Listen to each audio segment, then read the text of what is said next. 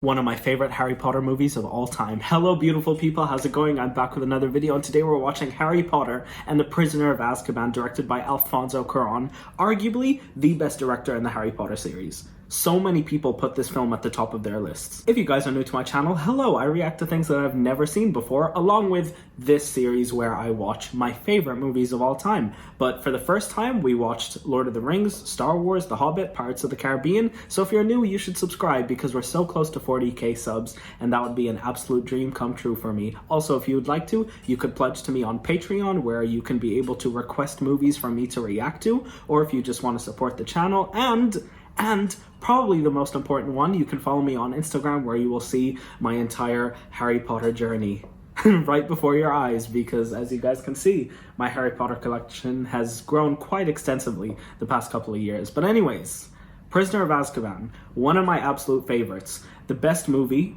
in terms of plot twists, foreshadowing, direction, cinematography. I'm excited. Let's do this.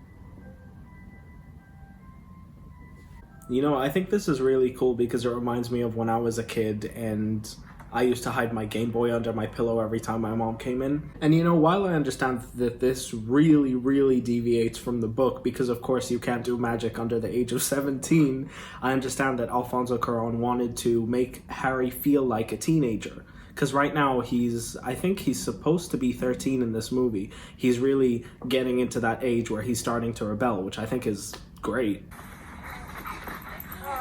She was so annoying, man. You see it all the time with dogs. If there's something wrong with the bitch, then there's something wrong with the pup. Shut up! Shut up! Honestly, I cannot understand how the Dursleys allow Harry to be verbally abused in this way. If someone were to say something about my mom, then yeah, you best believe I'll tell him to shut up. What? This makes me so sad. And this is the first time we see this portrait of James and Lily, and it comes back a couple of times in the series. It's great. Of course, this is where the films start to get a little bit darker, and it's horrifying, man. He sees Sirius for the first time, obviously not knowing that it's Sirius. But honestly, this is excellence. Now, I want to know, is that actually Sirius, or is he just imagining? Harry! Oh, wait, we need to talk about this. It's really important that the very first scene we get between Ron and Hermione shows Crookshanks and Scabbers. Because at this point, you don't know who Scabbers is, but that is a huge revelation later on in the movie, which I'm assuming literally all of you already know. But it's good to have this kind of, not foreshadowing, but just setting the stage for what's about to happen, which I feel Alfonso did really well, and of course Joe did in the books. I think this is this is cinematic excellence. I was gonna say a parallel, but that doesn't make any sense. And see, he mentions Scabbers. He mentions Scabbers so much more in this film for a reason. When you stopped Voldemort, don't say his name. Sorry. It's Wolverine. He has escaped from Azkaban to find you and kill me. This film really sets the scene for what this movie is really about. Sirius Black has escaped from Azkaban prison, and now he's out to get Harry. We are told this information in the beginning, so we believe it. So therefore, when the twist comes, one of the greatest twists in the Harry Potter series, in my opinion, comes in Prisoner of Azkaban, when that stuff happens. And then once again, more emphasis on Ron's rat. Something moving out there.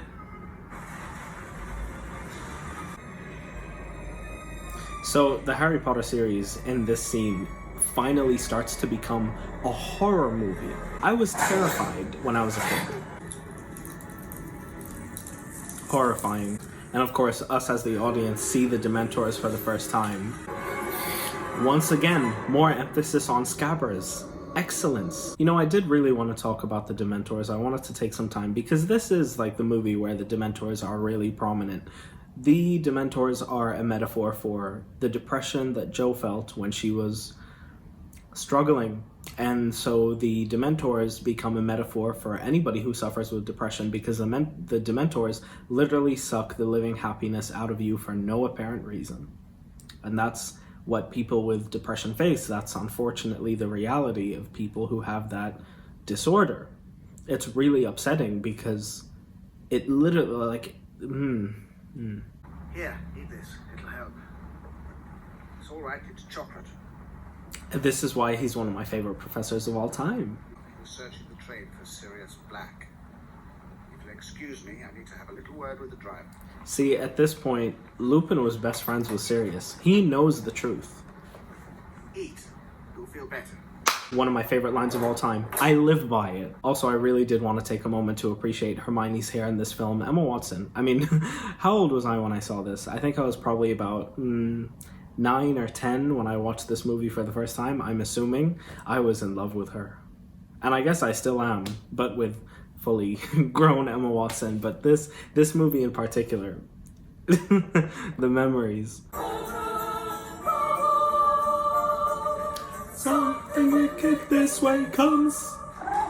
I think this is an amazing introduction to Dumbledore because you see him come out, and it's really important. I think it's really important that they gave Dumbledore this introduction because for the audience, we know that Richard Harris, may he rest in peace, passed away, and this Michael Gambon figure has come to take the mantle, and so giving him a real introduction, unlike the first two films, I think works really well. And by the way, I really do want to highlight, I understand that a lot of people prefer Richard Harris's portrayal of Dumbledore, but I actually really prefer this kind of Dumbledore.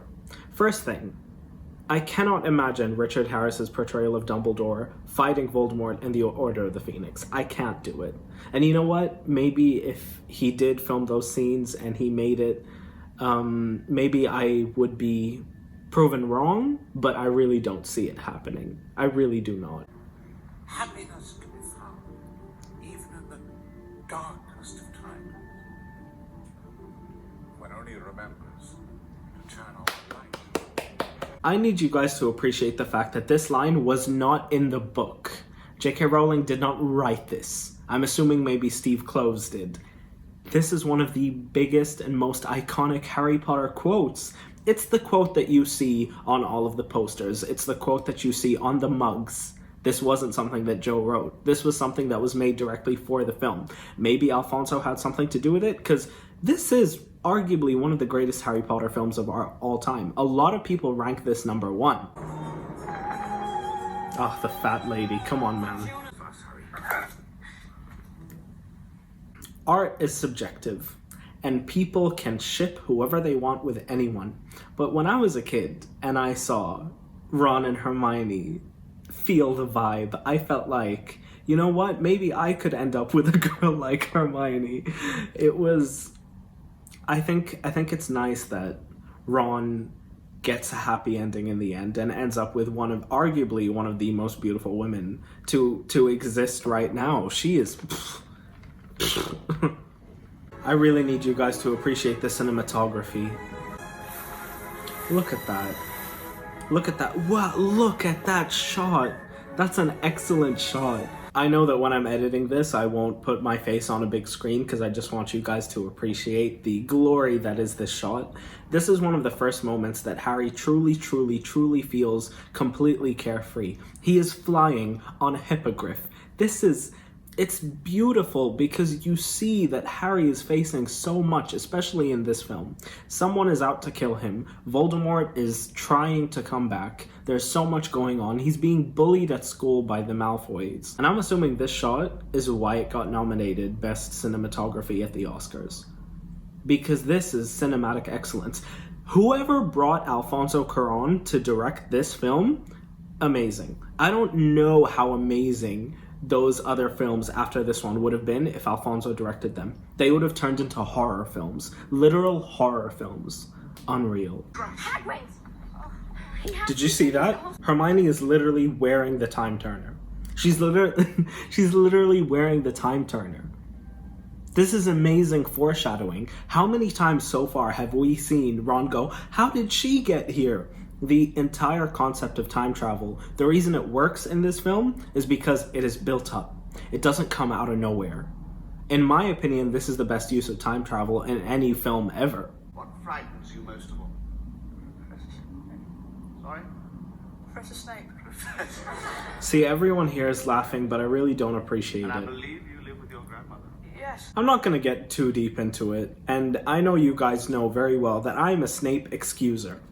I allow him to be who he wants to be because he is one of my favorite characters, and he will always be, regardless of how Stan Twitter turns him into a villain, okay?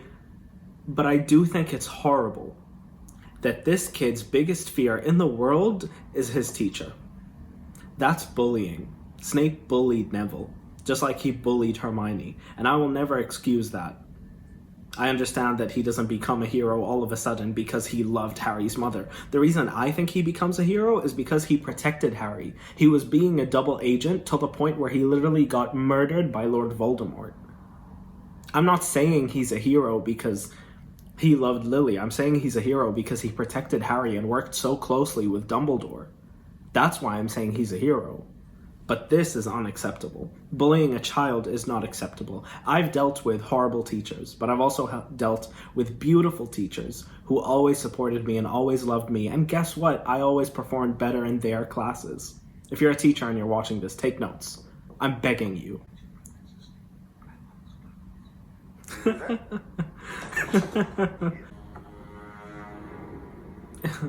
Alan, you're doing a good job. I miss you so much. I miss him. Ridiculous! I think I have that Funko Pop. I think he's right. There he is. He's right there.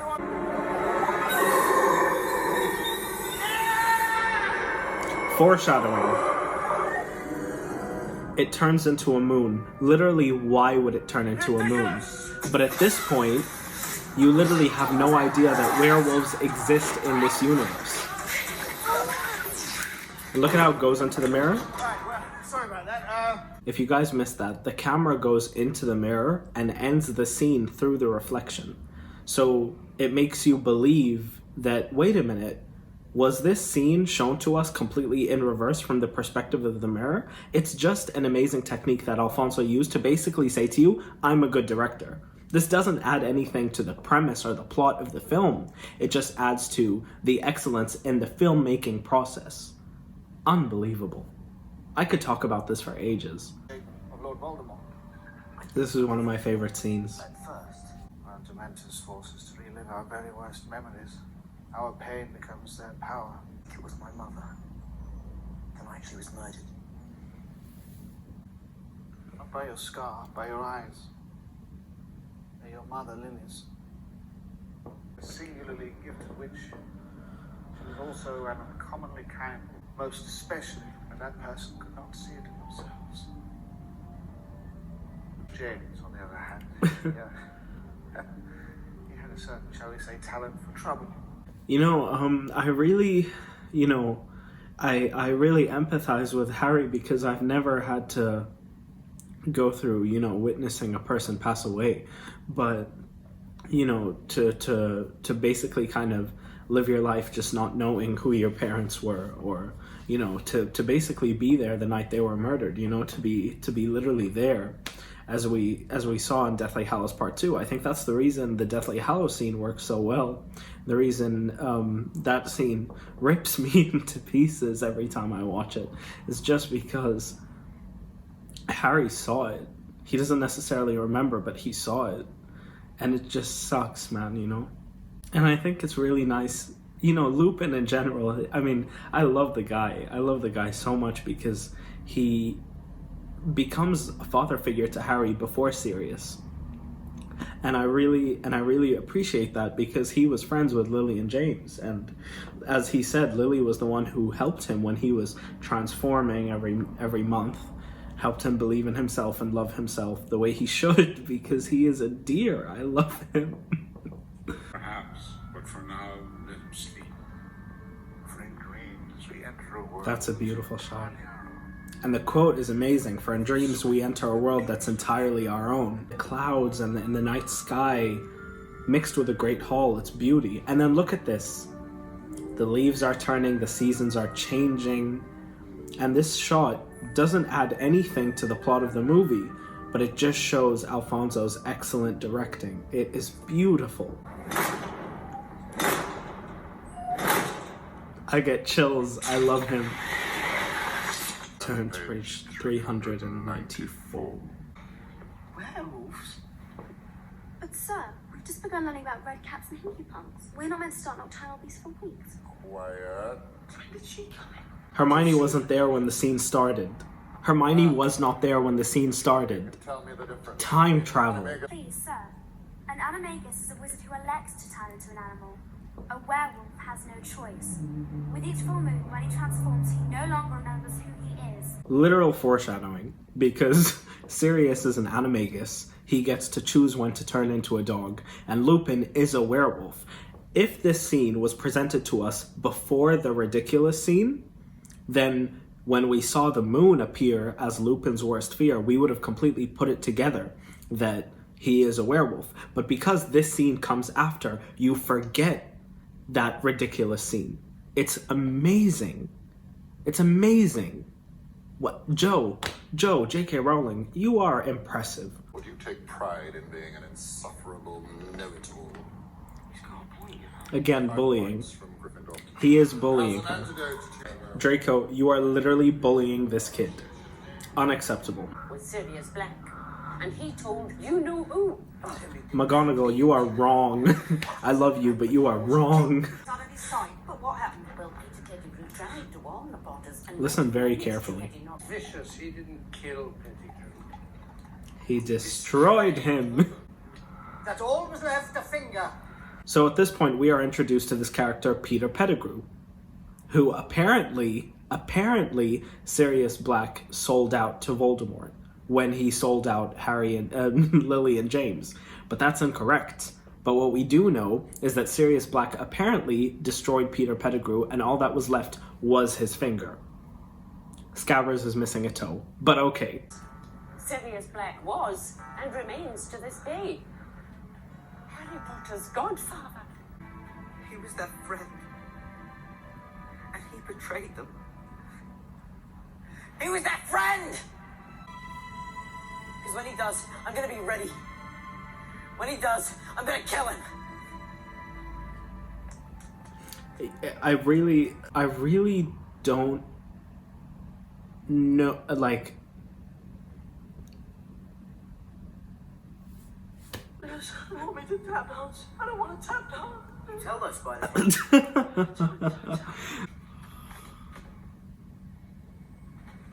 And all of a sudden, Harry sees Peter Pettigrew on the map, and we know that Peter Pettigrew is dead. All that was left was his finger, and you're wondering why? How could that be possible? Oh, he's coming, he's coming, he's coming. And he's not there. And the reason he's not there is because Harry's not looking down, because it's Scabbers. It's Ron's rats. Unbelievable. Offer their compliments to Professor Snape. Go on. Keep his abnormally large nose out of other people's business. This boy. This boy. You foul, loathsome, and evil little cockroach! Hermione, no! He's not worth it. He is worth it, Ron. This scene used to excite me as a kid. Jeez. Oh, take him out. Take him out, Hermione. That felt good. I'm glad. I love you with all my heart. You're alive! Keep a closer eye on your pets, Ron. So Scabbers been lost for a while. Blimey.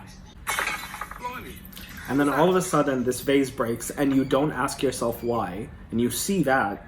Ow! But then you forget it as the scene progresses. Now, once again, Hermione hears a sound, but you forget this as it progresses.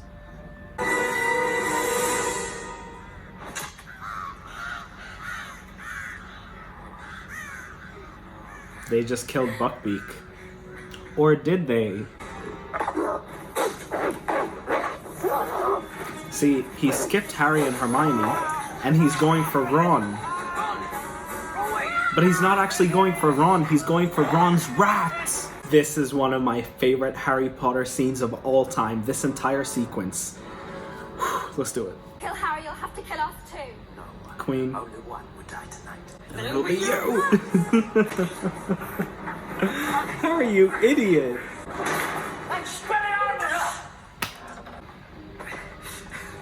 It's not what you think.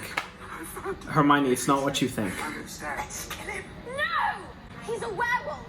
That's why he's been missing classes. Well done. Wait, I did my waiting! 12 years of it! In Azkaban! Did you hear the voice crack? His voice crack, not mine. Amazing acting. Gary Oldman, you dear. I love you. You betrayed my parents. You're the reason they're dead. No, you idiot. I believe to be dead. Who was it then? Peter Pettigrew. And he's in this room. Come out, Peter. Come out and play.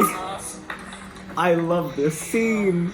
Once again, you put your keen and penetrating mind to the task, and as usual, comes to the wrong conclusion. Now, if you'll excuse us, Remus and I have some unfinished business to attend to. Play with your chemistry set. He just wrecked him. He just wrecked Snape. Serious. Oh, I adore you, man. Watch him take Snape out. Since when does a disarming spell do that? Attack the teacher. The man was lying there. Never lies. Pettigrew's alive! And he's right there. Hey! It's mental! You! You're flat! Scabs has been in my family for 12 years. He's missing a toe, isn't he? So what? All I could find of Pettigrew was his Finger! The dirty coward can't answer everyone would think he was dead! And then he Genius. transformed. Genius. Show me. I just want to highlight the fact that Ron's been sleeping with a 40-year-old man his entire life. Disgusting. I don't know if you know, Harry. When you were born, James and Lily made me your godfather. I know. Come and live with you. Well, that's just a thought I can understand if you don't want to. Harry! No. I need to speak about this. You know, Sirius is, when I was growing up, before I knew about Snape, when I was still reading the books, Sirius was my favorite character. He's really, really, really, out of everyone, even more than Hagrid, a father figure to Harry. And I think it's beautiful, and I think him asking him to move in with him breaks my heart, because you guys know exactly what I'm gonna say. So this scene, directed beautifully, horrifying. As a kid, I was terrified of this, and it hurts my heart for Lupin, because this is not something I would want to go through. Expelliarmus! Peter Pettigrew, what's your problem? This guy. Yeah, see? I really want to highlight this scene. See how he protects the kids? Snape protects the kids. I love this man. So upsetting. So upsetting.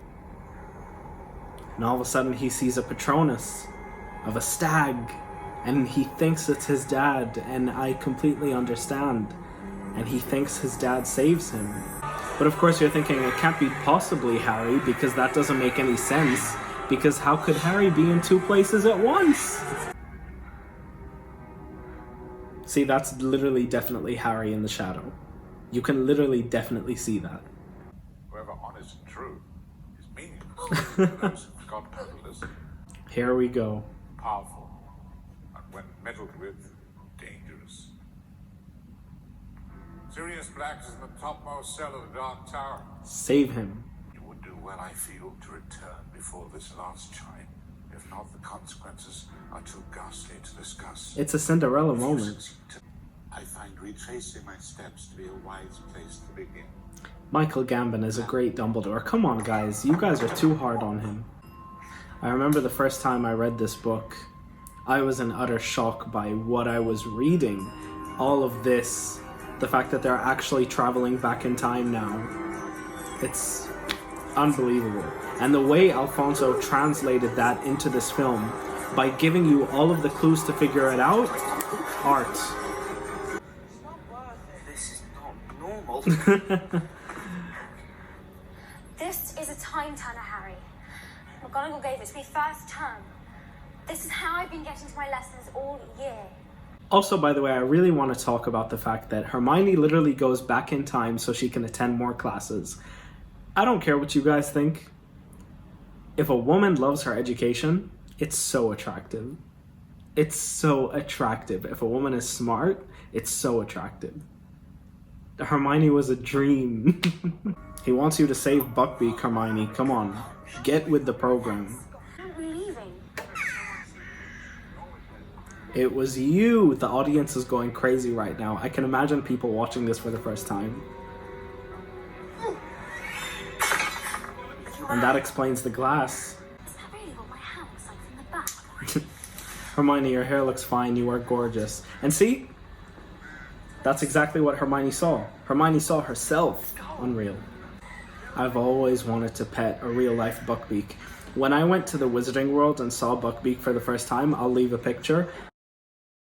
I remember I cried the first time I saw Buckbeak in real life. It's crazy because you ask yourself, does Dumbledore know? Did Dumbledore know this entire time? And this entire time, he didn't kill Buckbeak. Buckbeak was never dead. He just killed a pumpkin. Come on, Harry. Expecto Patronum! I don't think you guys knew how much I wanted to scream that line just now. I think there's a huge message to be said in the fact that Harry is saving himself in this scene. And also the fact that Harry has that much power to cast a Patronus charm that can take that many Dementors. I look up to you, kiddo. I'm 19 and you're 13 in this movie, but I look up to you. This scene is honestly just done so well. I know I've spoken a lot about Alfonso in this film, but he deserves the recognition. Beautifully shot. You were right, Hermione. It wasn't my dad I saw earlier. It was me. Well, I'd already done it. Exactly. Does that make sense?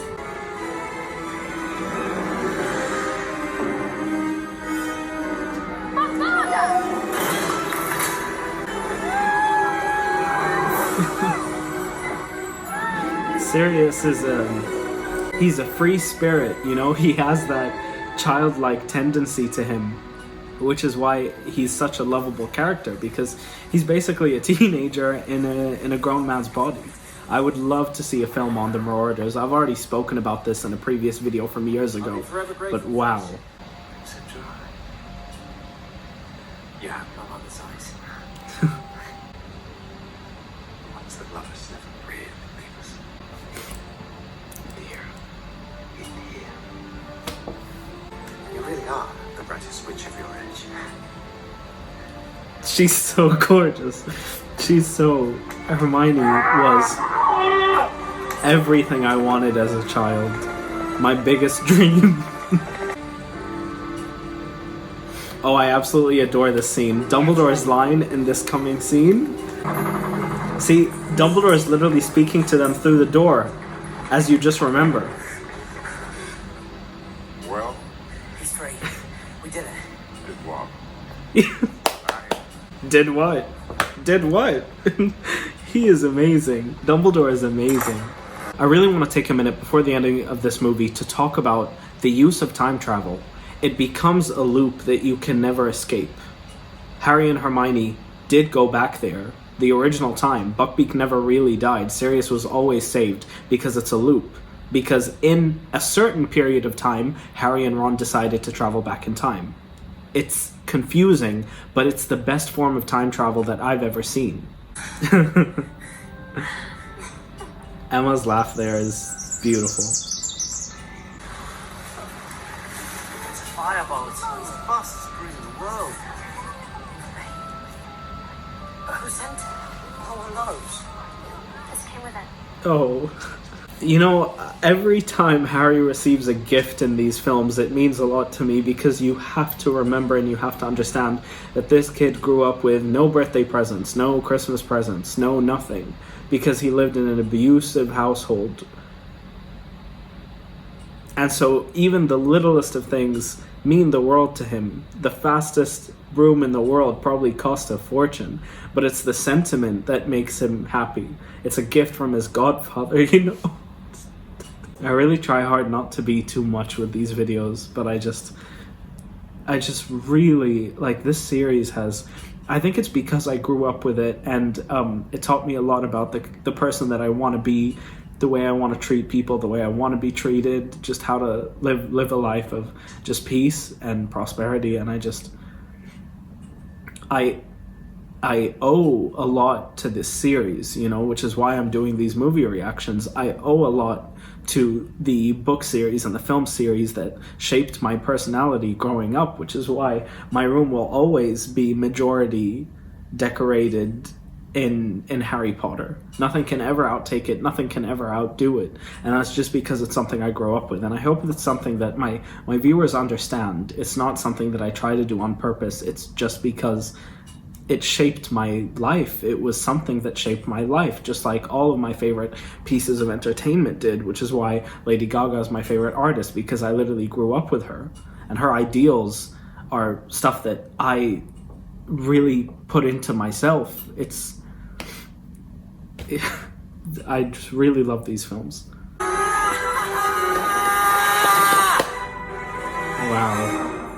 Alright guys, that was Prisoner of Azkaban. If you guys like this video, I have nothing more to say apart from the fact that Alfonso Cuarón is amazing. If you guys would like to request for me to react to a movie, you can do that on my Patreon. If you guys want to support the channel, you could donate even the slightest amount to my Patreon. It's really helping me build up the idea that this could actually be a job that I would love to do for the rest of my life. But anyways, thank you guys so much for watching. If you would like to send me a message, you can follow me on Instagram, where you will see all of the pictures of me at the Wizarding World of Harry Potter. It's embarrassing, but they're there. You guys can scroll as as far as you want. I love you guys so much. Thank you for watching, and I'll see you next time. And if you made it to the end of this video, what are we gonna say?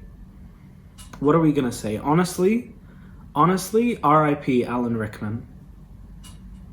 I love this man growing out. Look, I'm not gonna get emotional about this, but I love this man growing up more than anything. I remember when he passed away, we were at Chili's, and I had just sat down, and you guys know I love food, and I was waiting for my chicken crispers to come, and it was a great night. And after we ordered, I was on Twitter. I was just briefly checking Twitter. I was with my sister. It was me and my sister. We were having dinner, and I saw that Alan Rickman was trending on Twitter, and I was like, oh my god, it's like a Snape thing, or maybe he's in a new movie role. And then he passed away of cancer.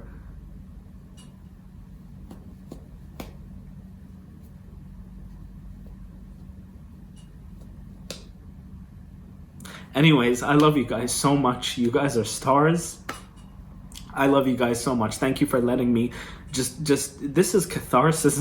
You know what I mean? This is cathartic. This is beautiful. I'm glad that I get to just like cry my eyes out for the rest of my life on this channel. I love you guys so much. And by the way, don't worry about me. I'm completely fine. I'm completely healthy. It's just that these movies really just put me in a place, and it's a beautiful place, and it does make me really happy. It makes me feel relief, a lot of relief. So thank you guys for watching. I love you guys so much. If you made it this far, right, R.I.P. Alan Rickman. I love you guys so much. Bye guys.